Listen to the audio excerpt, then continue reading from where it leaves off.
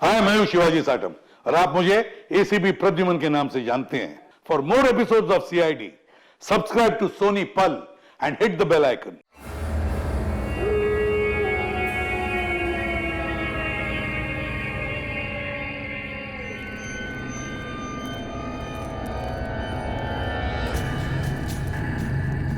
अरे वो देखो, वो घर आने वाला है, उसकी तरफ देखना भी मत। हाँ, अरे मैं तो जोर से भाग लूंगा आंखें बंद करके बस। हाँ, और फिर कहीं गिर जाएगा टकरा के। तो फिर मैं करूं क्या? जब भी उस घर की तरफ देखो तो वही एक अजीब सी परछाई डांस करती हुई।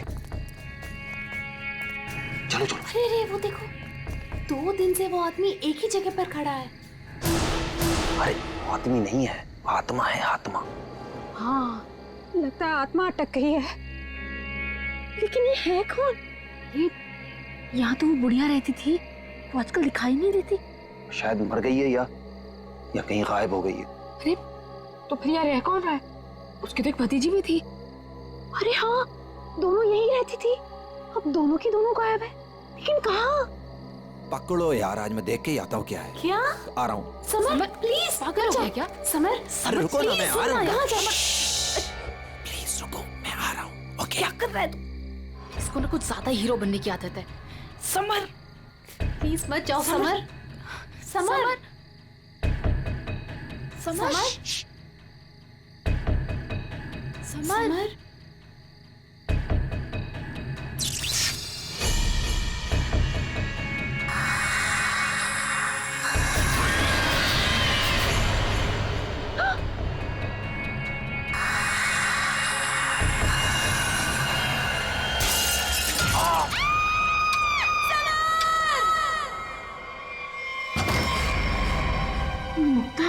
क्या हुआ बेटा?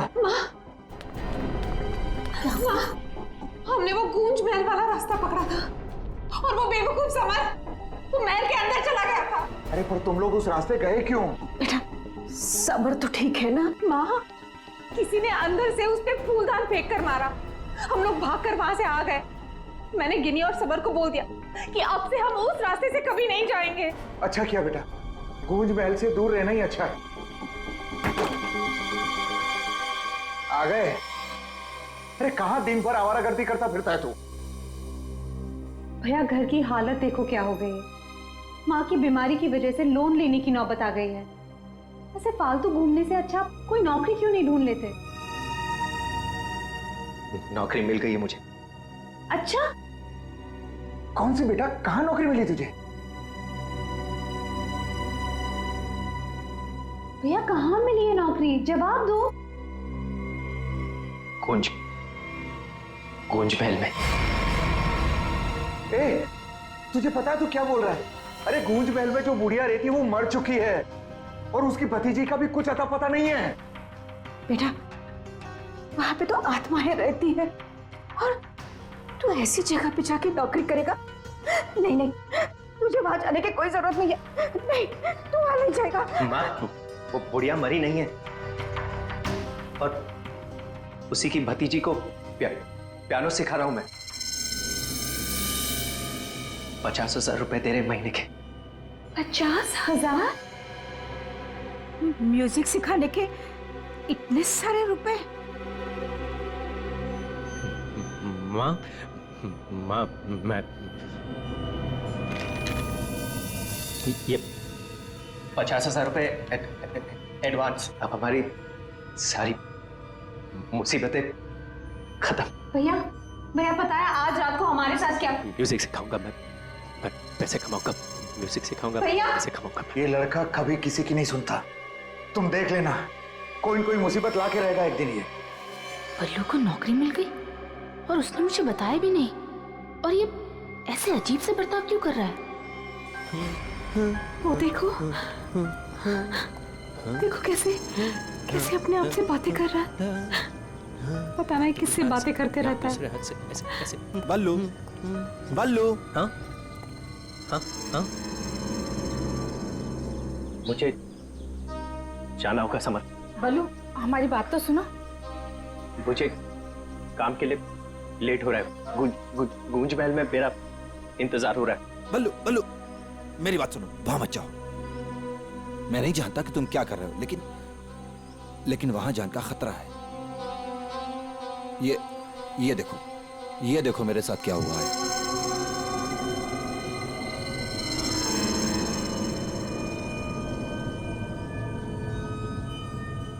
क्या हुआ? कल गूंज महल में एक औरत ने मुझ पर हमला किया। नहीं, ऐसा नहीं हो सकता। वहां तो सरिता आंटी और उनकी भतीजी ईशा रहती है। वो बहुत अच्छे लोग हैं, ऐसा नहीं कर सकते। मुझे लेट हो रहा है, मुझे जाना होगा। अरे भैया मत जाओ, वहाँ खतरा है भैया।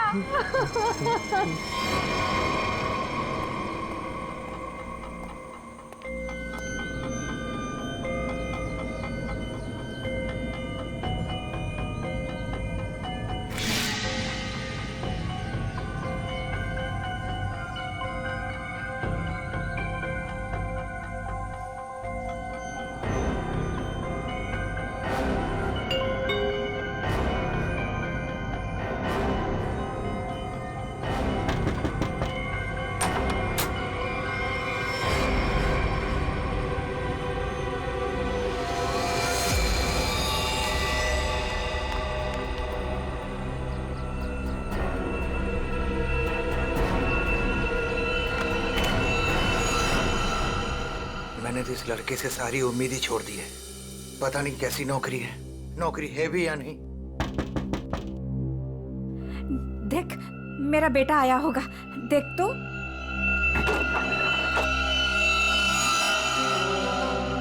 भैया भैया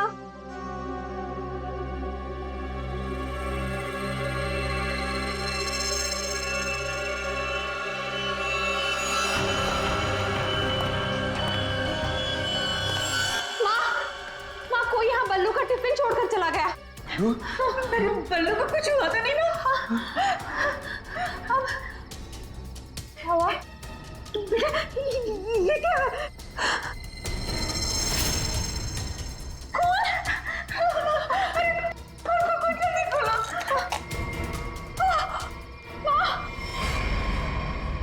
ये है वो गूंज महल जहाँ पे आपका बेटा बलविंदर यानी बल्लू कल आया था और उसके बाद से वो वापस नहीं आया।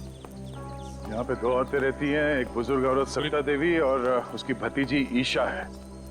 और आप लोगों के हिसाब से वो लोग कुछ अजीब है, राइट? सर, ये पूरा घर ही अजीब है। यहाँ की खिड़कियों से रोशनी चमकती है, साए दिखते हैं, यहाँ से गुजरने वाले लोगों पर चीजें फेंककर हमला करते हैं। पता नहीं मेरा भाई कैसे फंस गया यहाँ। बल्लू यहाँ नौकरी करता था? जी हाँ, और इसी घर से मेरे बेटे का खाने का डिब्बा वापस आया था, खून से भरा।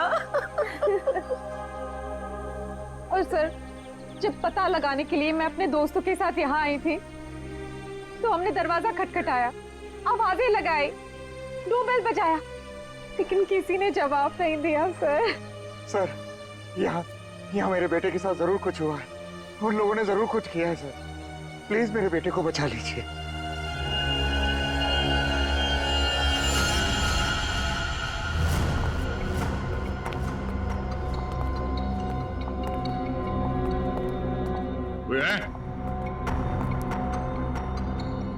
क्या तो कोई दिख नहीं रहा? आत्मा कहाँ दिखाई देती है सर, सीधी अटैक करती है। सर, यहाँ पर बल्लू, सरिता और ईशा, इनमें से कोई होना ही चाहिए। सरिता जी हैं भी या नहीं किसी को कुछ नहीं पता सर। लोग तो यहाँ तक कह रहे हैं कि सरिता जी की मौत हो चुकी है। यहाँ हुआ तो है कुछ।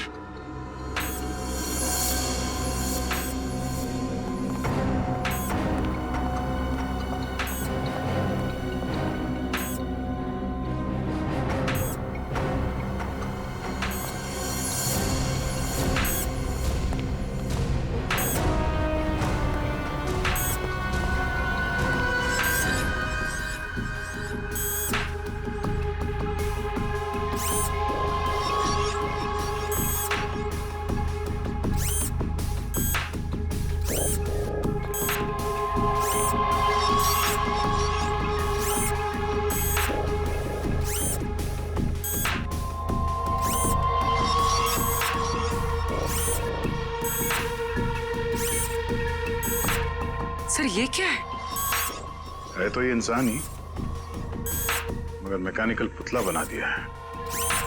खुद ताली बजा रहा है।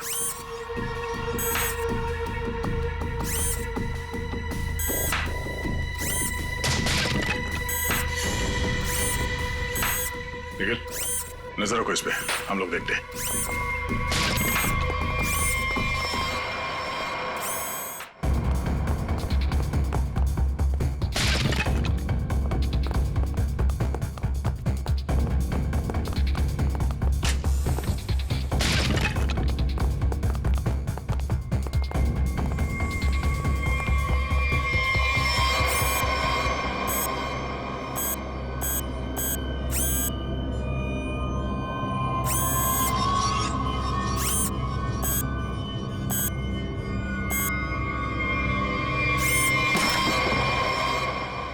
ये क्या है?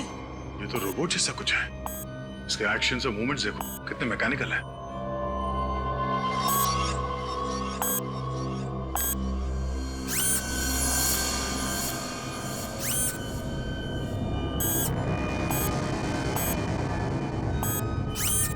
सर ये यहाँ आए कैसे और इन्हें रोकेंगे कैसे?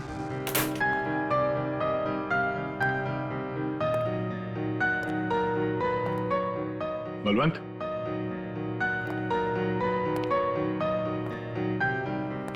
बल्लू, बल्लू,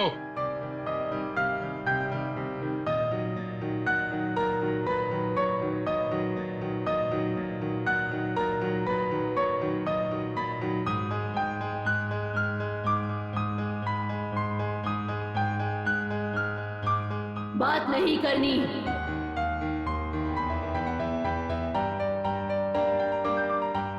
मैंने कहा ना, बात नहीं करनी।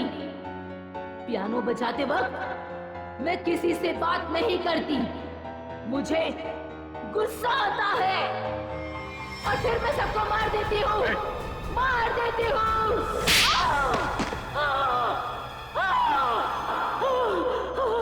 बल्लू, हैं? बल्लू, एक्सक्यूज मी, कौन हो तुम? तुम कौन हो? हाथ ऊपर। देखिए, आप गोली मत चलाना, गोली मत चलाना। ये मेरा ही घर है, आप गोली मत चलाना, मारना मत मुझे प्लीज। बल्लू, बल्लू तुम सुन रहे हो? मैं तुमसे बात कर रहा हूं। हाँ, अब मुझसे कुछ पूछ रहे हैं? हाँ। क्या हुआ? बल्लू, हमें बताओ, तुम गुंज महल गए थे ना, तब तुम्हारे साथ क्या हुआ? क्या हुआ तुम्हारे साथ? कुछ महल,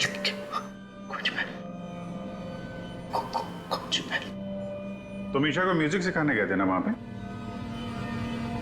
पे क्या हुआ था?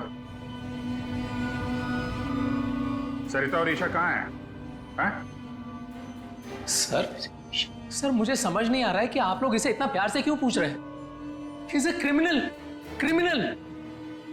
सर इसी ने मेरी आंटी और ईशा को कुछ किया है, और वहां पर आपको जो इंसानी पुतले मिले थे ना, सब इसी का किया जा रहा है। शक तुम्हारे ऊपर भी है। तुम्हारे घर में मौत का खेल चल रहा था और तुम्हें मालूम तक नहीं।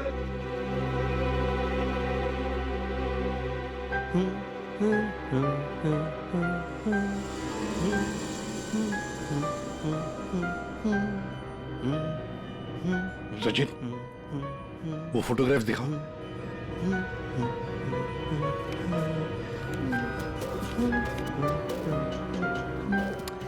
इन तस्वीरों को ध्यान से देखो, बताओ कौन है ये लोग और इनका ये हाल किसने किया? ये सब लोग जिंदा है, जिंदा है। ये लोग तुम्हें जिंदा लग रहे हैं? हाँ, जिंदा। मुझे बताया गया था कि ये रिश्तेदार हैं और म्यूजिक सुन रहे। ये झूठ बोल रहा है सर, इनमें से कोई मेरा रिश्तेदार नहीं है। सर ये ड्रामा कर रहा है, सबको मार दिया और अब क्या बकवास कर रही है? तुम्हें चाय के लिए कहा था ना, चाय किधर है? हाँ? ये ईशा कुछ बोल क्यों नहीं रही? ये अकेला क्यों ताली बजा रहा है? हाँ? मम्मी को बोल देता हूं, रुकूं या भाग जाऊं? कितना बड़ा और डरावना घर है। सर आप मेरी बात सुनिए सर, ये पूरा का पूरा पागल हो चुका है। He's a psycho killer। Bablu क्या हुआ था कल जब तुम ईशा को म्यूजिक सिखाने गए थे? कुछ याद है वहां पे क्या हुआ था? हा? क्या हुआ था वहां पे? चाय चाय पिलाई थी उसने। हाँ बराबर। चाय चाय चाय। तो फिर ईशा कहाँ गई? बल्लू, बल्लू, किसका खून था तुम्हारे कपड़ों पर? हाँ? फिर दया पर हमला क्यों किया तुमने? कपड़े अरे मेरे कपड़े बदल गए। मेरे कपड़ों पे खून था। खून था कपड़ों पे। खूनी के कपड़े पे खून ही होता है। एक मिनट, आप जरा उधर चलो। चुप रहिए, बीच में बोलिए मत। चाय लेके आओ। ईशा को ये आदमी तो किसी भी सवाल का जवाब ठीक ठीक दे नहीं रहा।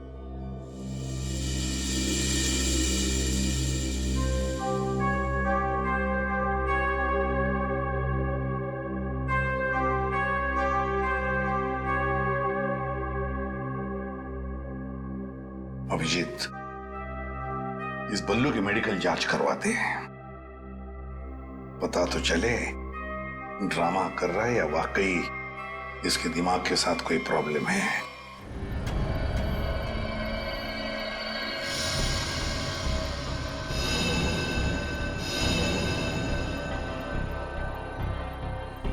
बल्लू की कमीज पर एक लड़की का खून लगा हुआ।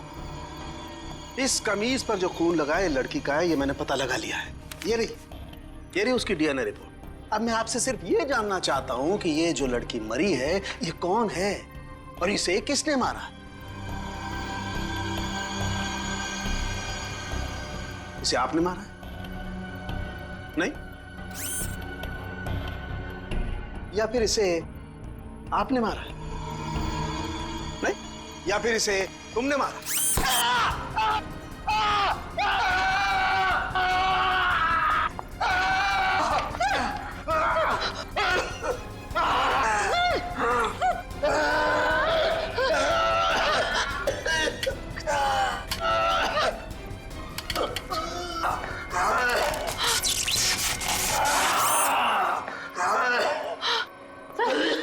ठीक हो? ठीक हो? गॉड! क्या हुआ? सर इस पुतले के हाथों में सर की गर्दन अटक गई थी।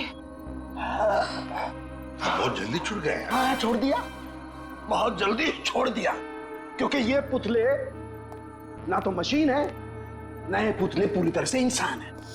तो फिर ये कि ये टैक्सीडर्मी और रोबोटिक का मिला जुला रूप है। सर ये टैक्सीडर्मी और रोबोटिक्स क्या होता है? पंकज, टैक्सीडर्मी एक कला है जिसमें जानवरों की खाल को एक खास किस्म के केमिकल में प्रिजर्व करके उनमें भूसा भर करके उनको एक आकार दिया जाता है। इन तीनों के साथ भी ऐसा ही किया गया है। इंसान की खाल को केमिकल में प्रिजर्व करके लकड़ी के पुतलों पर चढ़ाया गया है। लेकिन सर ये सब करना तो गैर कानूनी। खूनी गैर कानूनी काम ही तो करता है। यार सालुंखे, ये इंसान तो नहीं है, फिर भी ये ताली कैसे बजाते हैं, हमला कैसे करते हैं? इन तीनों के दिमाग में एक मशीन फिट कर दी गई है। इसका कंट्रोल खूनी के हाथ में, और खूनी ने उस मशीन के जरिए इनके चारों तरफ एक खास घेरा निश्चित कर दिया है। कोई भी इंसान उस घेरे के अंदर आकर के कोई मूवमेंट करता है, ये चालू हो जाते हैं, अपना काम करने लगते हैं। एक्टिव हम लोग भी तो आसपास घूम रहे हैं डॉक्टर साहब। नहीं, इन तीनों की मशीन को मैंने डीएक्टिवेट कर दिया था। वहां उस पीछे वाले में कुछ गलती रह गई। अब बॉस, और ये एक्टिविटी इनकी मेमोरी में पहले से फिट है। और इतना ही नहीं बॉस, इनके अंदर और भी बहुत कुछ है। आओ दिखाता हूं।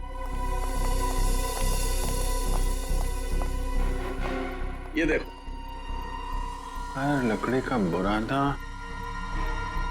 कॉटन, और इसके ऊपर इंसान की चमड़ी।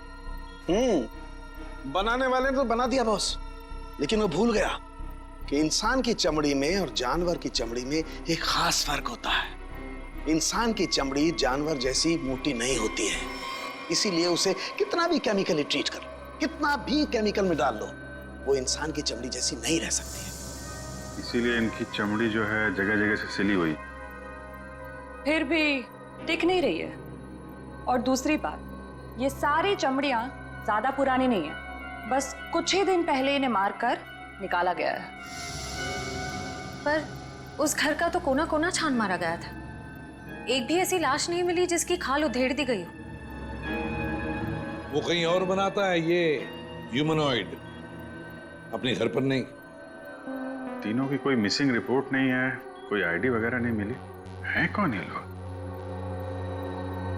तारिका जी, ये जो कपड़े पहने थे इन लोगों ने, उनसे कुछ पता चला आपको? कुछ खास नहीं, तीनों के कपड़े से बस एक लेबल मिला है, किसी टीएल टेलर का लेबल है। TL Taylor?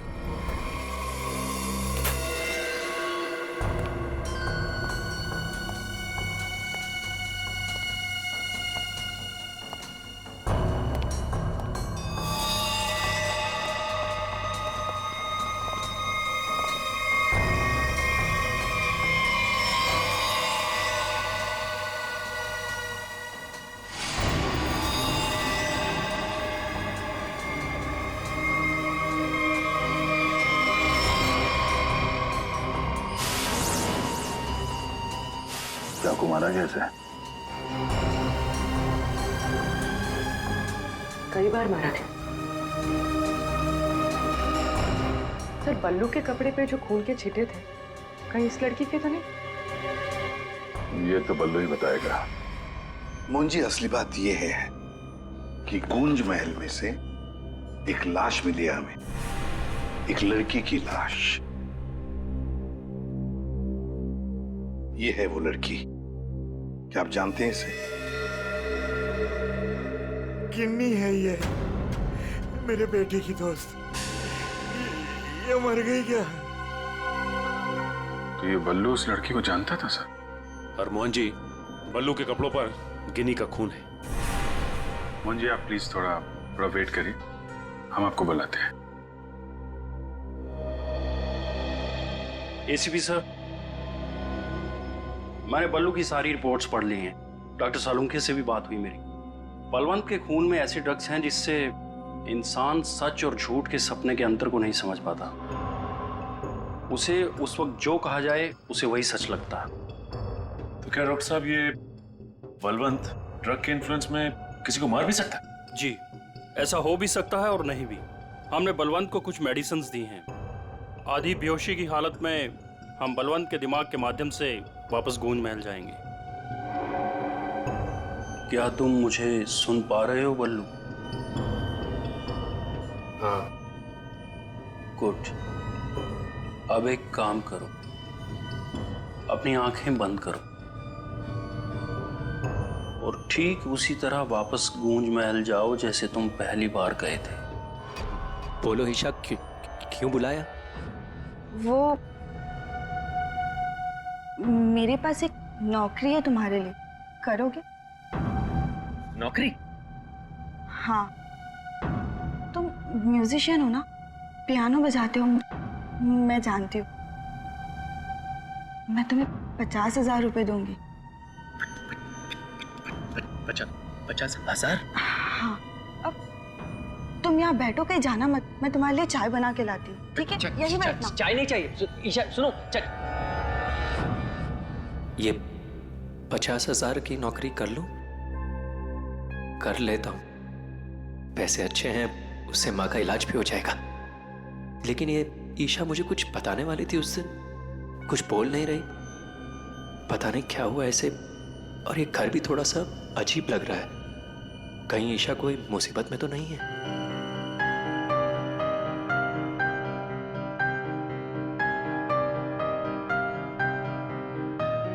शायद यही ईशा की आंटी है, Sarita ji. Excuse me ma'am. Hello. अच्छी ट्यून है।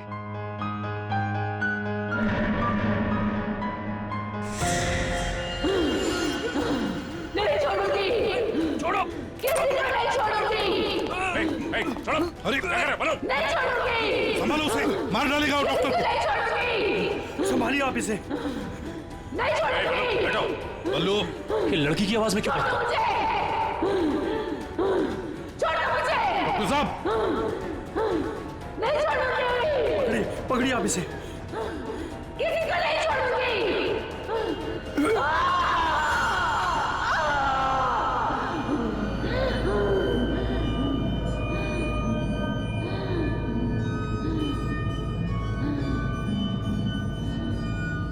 नहीं छोड़ूंगी, अब किसी को नहीं छोड़ूंगी। पुतला बना दिया, परेशान कर दूंगी।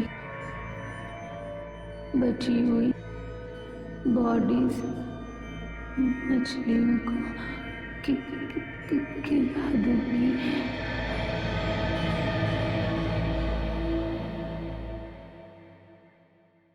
डॉक्टर साहब, क्या हुआ क्या है इसे? हाँ? ये इसे अचानक से औरत की आवाज में क्यों बात करता है? जब तक बल्लू पियानो तक नहीं पहुंचा था तब तक ये ठीक था, लेकिन जैसे ही इसके दिमाग में पियानो की आवाज सुनाई दी, ये कोई और बन गया। आपके कहने का मतलब है कि पियानो की आवाज सुनते ही ये बल्लू अपने आप को खूनी औरत समझने लगता है। मतलब ये किसी के वश में है, किसी ने हिप्नोटाइज किया है इसे। क्या लगता है आपको डॉक्टर साहब? हाँ, ये टेलर्स का पता चल गया सर, जिसने तीनों मानव मशीन के लिए कपड़े बनाए थे सर। अच्छा, टी.एल. टेलर्स।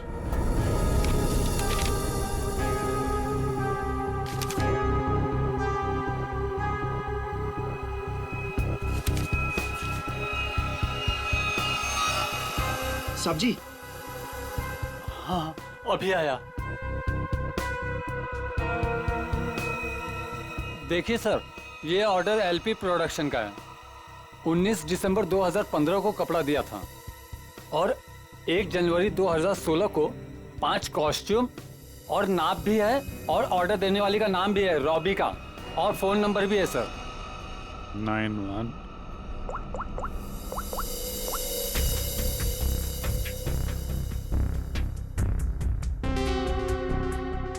सर, फोन बंद है।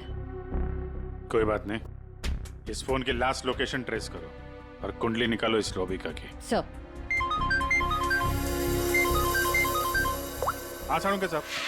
अभिजीत, इन ह्यूमनॉइड्स में हमें भूसे के साथ साथ 2 और खास चीजें मिली हैं। एक तो एक खास कागज के टुकड़े, ऐसा कागज जिस पर न्यूज छपती है, अखबार में काम आने वाला कागज, और दूसरा समुद्र के नमक के कुछ अंश। Thank you very much Salunkhe साहब। क्या हो सर? एक कारखाना ढूंढो जहां पे अखबार को छापने का कागज बनता, और वो जगह समंदर के करीब हो।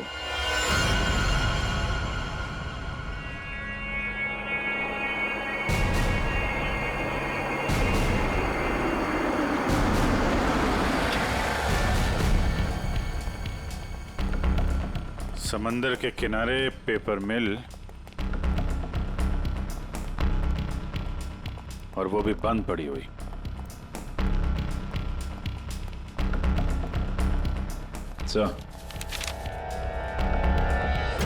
सर यहाँ पे ये पेपर और ये पेड़ की छाल और वहां पर कपड़े, यहाँ तो वो हर वो चीज मौजूद है जो मानव मशीन के अंदर भरी गई है।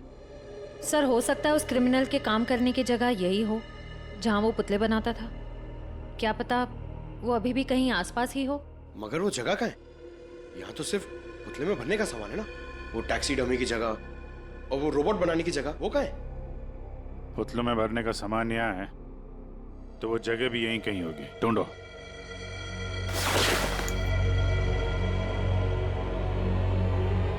सर!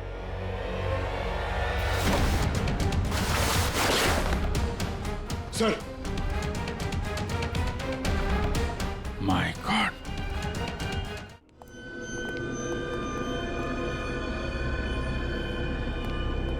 तो ये वो जगह है जहां पे ह्यूमन मशीन बनाई जा रही है।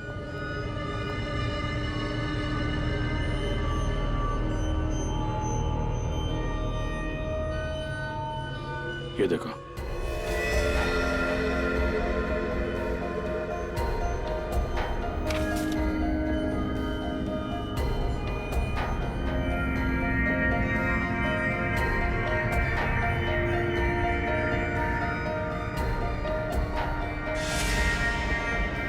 पूरा मैकेनिज्म है यहाँ पे।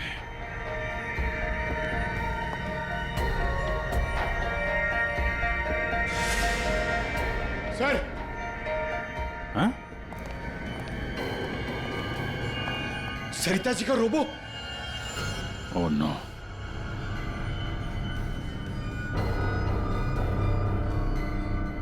सर जल्दी आइए। सर ईशा, सर खूनी ने इसका सारा खून निकाल दिया। इसकी सांसें भी बहुत धीमी चल रही हैं। इसको हॉस्पिटल लेके चलो जल्दी। एम्बुलेंस को फोन करो। हेलो। सरिता को तो उसने रोबोट बना दिया, अब इसका भी वो हल करने वाला था। सर, रोबिका की लोकेशन का पता चल गया। आज तो हद हो गई। कब से वैनिटी में इंतजार कर रही हूँ।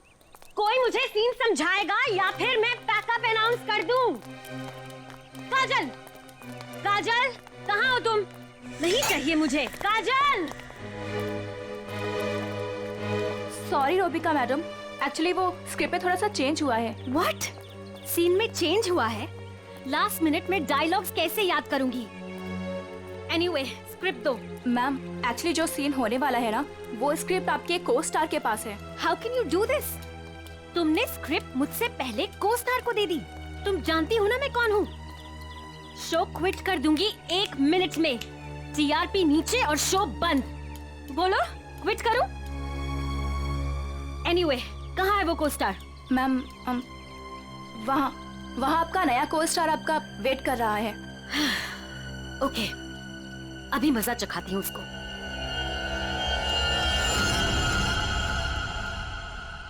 हेलो, कोई है? यहाँ तो कोई नजर नहीं आ रहा। हेलो, कोई है यहाँ पर?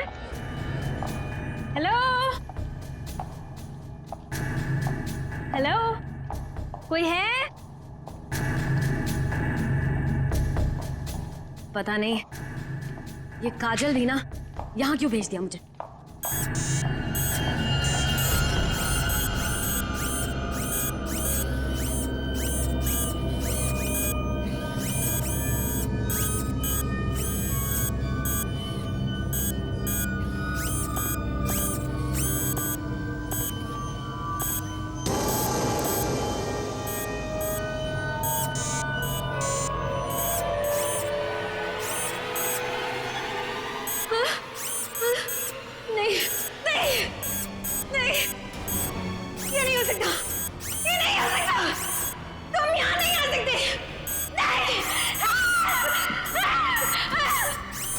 Hello miss Rubika.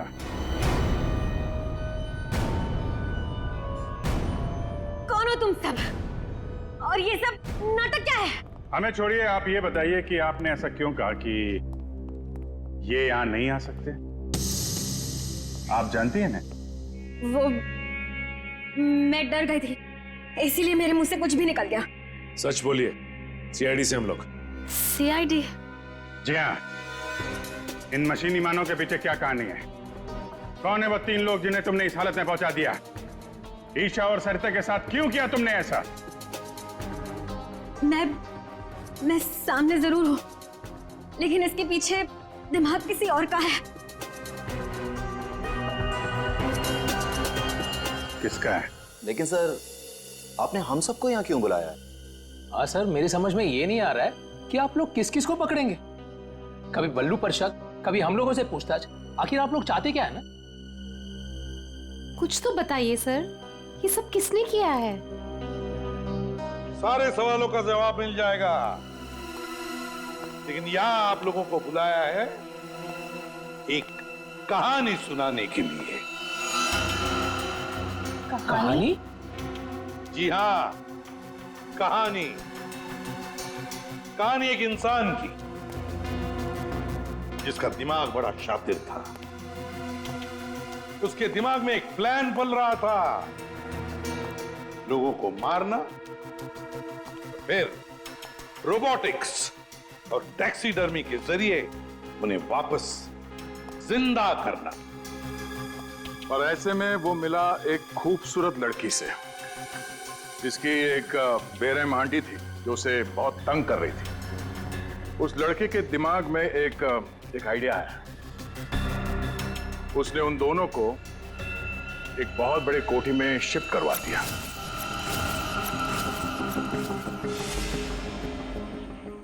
Thank you so much. और फिर उस लड़के ने उस सुंदर सी लड़की को पहला झटका दे ही दिया। उसने उस लड़की की आंटी को मार डाला इसी घर में। इस तरह लड़की की आंटी बन गई इस लड़के का पहला कामयाब आविष्कार। उसके बाद में उसने कुछ लोगों को और भी अपने एक्सपेरिमेंट का निशाना बना दिया। और हैरानी की बात यह है कि वो सब उसके वो दोस्त और कलीग्स थे जो उसके साथ विदेश में काम करते थे। अब हुआ ये कि ये लड़की इस लड़के से बहुत डरने लगी और फिर उससे बचने के लिए उसने अपने और एक दोस्त की मदद मांगी। ऐसे रो मत, मैं हेल्प करूंगा तुम्हारी। तुम बताओ क्या करना है। और जब खूनी को यह बात पता चली तो बहुत भड़क गया। प्लीज मुझे मत मारो, मुझे छोड़ दो प्लीज। उसने उस लड़की को कैद कर लिया और उसके दोस्त को बेवकूफ बनाया। उसने उसे ये एहसास दिलाया कि ये सब कुछ जो हो रहा है वो उसी की वजह से हो रहा है। तो तुम जैसा बोलोगे मैं वैसा करूंगी, प्लीज मुझे जाने दो। और उस बेचारी लड़की ने अपने मददगार दोस्त के चाय में ड्रग मिलाकर उसे हिप्नोटाइज करना शुरू कर दिया। मैं जैसा बोलूंगी तुम वैसा ही करोगे, मेरी हर बात मानोगे तुम, है ना? दिलचस्प कहानी। सर ये कहानी तो इस घर की और बल्लू की है। हाँ, सरिता, ईशा और उस खूनी की कहानी है ये। लेकिन सर, वो खूनी कौन है? वही तो, खूनी कौन है कौन खूनी?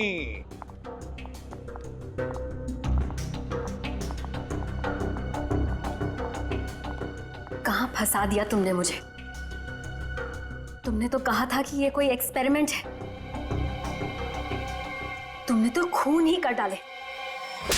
ये सब तुमने किया समर? हाँ, ये सब मैंने किया। और ये सब मैंने किसी और वजह से नहीं। ये सब मैंने सिर्फ इसलिए किया क्योंकि मैं चाहता हूं कि साइंस की दुनिया में मेरा नाम सुनहरे अक्षरों में लिखा जाए और कि मेरे इतने बड़े एक्सपेरिमेंट को वो लड़की, वो ईशा बर्बाद कर देना चाहती थी। और इसके लिए उसने उस बल्लू से मदद भी मांगी। और तुमने बल्लू के चाय में वो ड्रग मिलाकर उसके दिमाग में ये बात बिठा दी कि वो एक औरत है और उसे लोगों को मारना है। और उसके लिए ट्रिगर थी पियानो की वो धुन। बल्लू को लगभग मेरा पूरा राज पता चल चुका था, ठीक है? और गिन्नी को पड़ी हुई थी बल्लू को बचाने की। तो अपने एक्सपेरिमेंट को बचाने के लिए मुझे को दोनों को मारना ही था। और आप बताइए, अब जो लोग मर चुके हैं उनका असली कातिल भी तो चाहिए ना लोगों को। बस इसीलिए मैंने बल्लू को फंसा दिया और इन्हीं को मार दिया। साइंस की दुनिया में अपना नाम सुनहरे अक्षरों में देखना चाहते थे तुम। दिमाग तो था, है, पर क्या करें, विकृत है, विकृत। अपने इस घटिया एक्सपेरिमेंट के लिए न जाने कितने मासूम लोगों की जानें ली तुमने। तुम्हें जीने का कोई हक ही नहीं है। फांसी होगी तुम्हें, फांसी। For more updates, subscribe to our channel, click the show links and enjoy watching the videos.